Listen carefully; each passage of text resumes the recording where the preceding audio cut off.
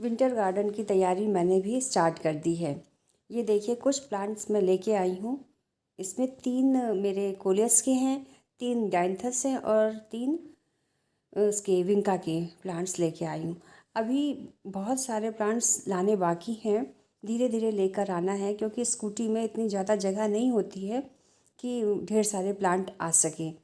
तो धीरे धीरे प्लांट्स लेकर आना है और अपने गार्डन को हरा भरा और सुंदर बनाना है।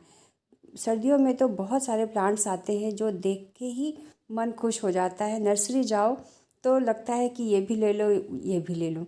बहुत सारे प्लांट्स होते हैं और ऐसा लालच लगता है कि बस सब लेते चले जाएं, पर ऐसा पॉसिबल नहीं होता है। धीरे धीरे ही ये सारे काम होते हैं क्योंकि मिट्टी को भी तैयार करना, गमले भी होना, ये भी एक बहुत बड़ा टास्क होता है। देखिए मेरे गर्मियों के पर्सलिन और पोर्चुलाका जो भी हैं, ये अभी वैसे ही गमले पड़े हुए हैं, छोटे छोटे टब हैं। इसी में इस बार हमें ये जितने प्लांट्स लेके आए हैं इनको लगाना है।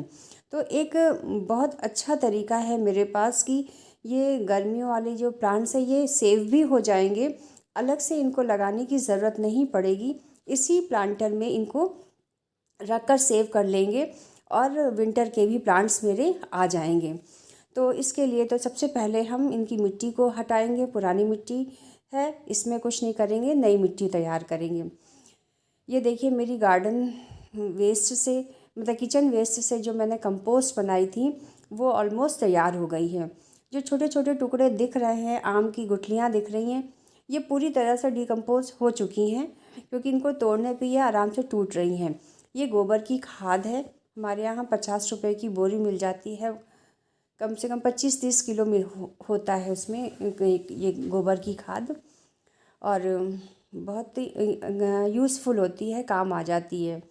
इसके साथ साथ वर्मी कंपोस्ट भी इसमें यूज़ कर सकते हैं।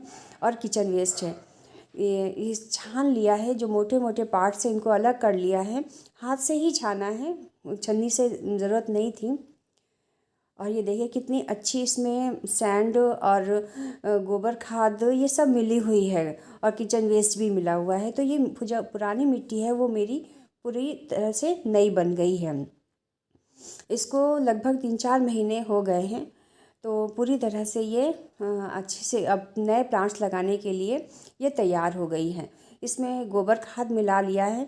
ये लगभग 4 तसले मिट्टी, ये कंपोस्ट थी और मिट्टी मिली हुई, और इसमें 1 तसला गोबर खाद मिला दिया है, जिससे कि ये और भी ज़्यादा यूज़फुल और उपजाऊ हो गई है मिट्टी।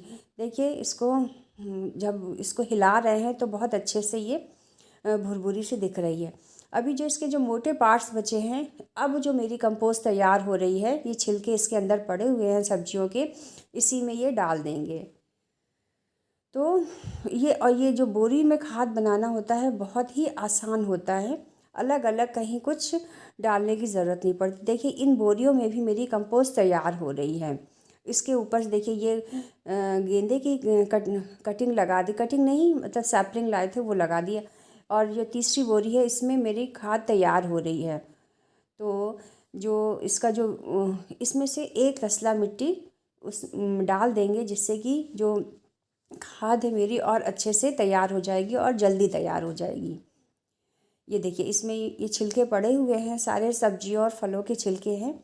इसी में 1 टब ये डाल दिया है और 1 टब इसमें और मिट्टी डाल देंगे, जिससे कि नीचे कंपोस्ट तैयार होती जाएगी और ऊपर कोई भी सीजनल प्लांट्स लगा देंगे, जिससे कि वो भी तैयार, उसकी फ्लावरिंग भी होती रहेगी और नीचे कंपोस्ट भी मेरा तैयार होता जाएगा। और इसमें गोबर खाद मिला के तैयार कर लिया है। अब प्लांट्स के लिए ये मिट्टी पूरी तरह से तैयार है। विंटर के जो प्लांट्स होते हैं उनमें 2-3 महीने का ही साथ होता है फ्लावरिंग के लिए, इसलिए कुछ केमिकल फर्टिलाइज़र भी डाल दिया जाता है। ये DAP के दाने हैं, थोड़ा फंजीसाइड है, और ये NPK 90-90-19 है, और थोड़ा सा एप्सम सॉल्ट है और नीम खली है। इन सभी को मिक्स करके एक बहुत बढ़िया खाद तैयार कर लेते। तो ऑर्गेनिक भी है और इनऑर्गेनिक भी, दोनों मिला के है, क्योंकि इसकी फ्लावरिंग का टाइम थोड़ा कम होता है, 3-4 महीने का ही होता है। तो इस अच्छे से फ्लावरिंग हो जाएगी और मिट्टी भी ठीक है, थोड़ा थोड़ा कभी केमिकल फर्टिलाइज़र दे देना चाहिए। और देखिए इसमें केचुए हैं, आपको अगर हिलते हुए नज़र आ रहे हों तो मिट्टी बहुत उपजाऊ है, बहुत अच्छी है। कि अगर केचुए इसमें पनप रहे हैं तो इसका मतलब है ये बहुत अच्छी मिट्टी है, जो हमारे घर की इससे किचन वेस्ट से तैयार है।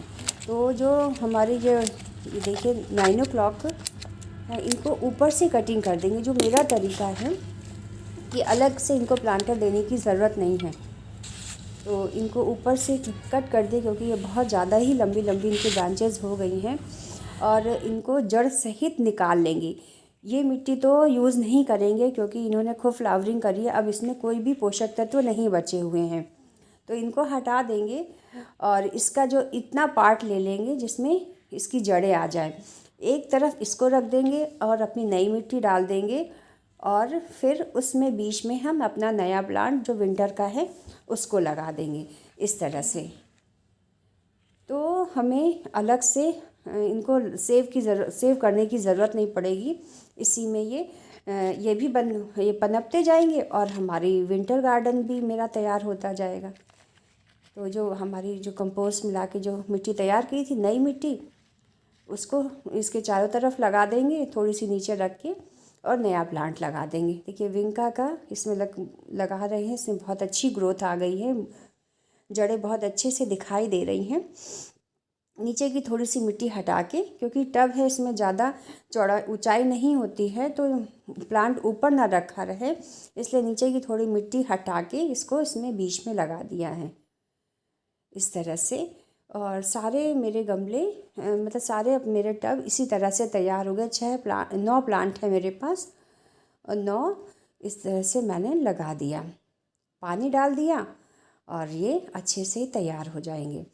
नमस्कार दोस्तों, मैं निरंजनी वाजपेयी कानपुर से आप सभी का स्वागत है मेरे यूट्यूब चैनल लुक माई गार्डन में। जो मेरे चैनल में नया है प्लीज़ मेरे चैनल को सब्सक्राइब कर लीजिएगा और लाइक और कमेंट कर दीजिएगा। और मेरा विंटर गार्डन आज से स्टार्ट हो गया है, थोड़ा लेट हो गए हैं पर अब धीरे धीरे इसमें काम होता रहेगा। सैपलिंग भी मेरी बहुत ज़्यादा तैयार हो गई हैं और ये रजनीगंधा के थे, उनको भी कट करके रख दिया है क्योंकि ये इनका डॉर्मेंसी का टाइम आ गया है। ये यूफोरबिया मिली कटिंग से लगाया था पिछले साल और अब इसमें फ्लावरिंग होने स्टार्ट हो गई है, बहुत सुंदर लग रहा है। दूसरी भी कटिंग है, उसमें भी फ्लावरिंग स्टार्ट हो गई है। ये मैं नागपुर गई थी, वहाँ से कटिंग लेकर आई थी और जो अब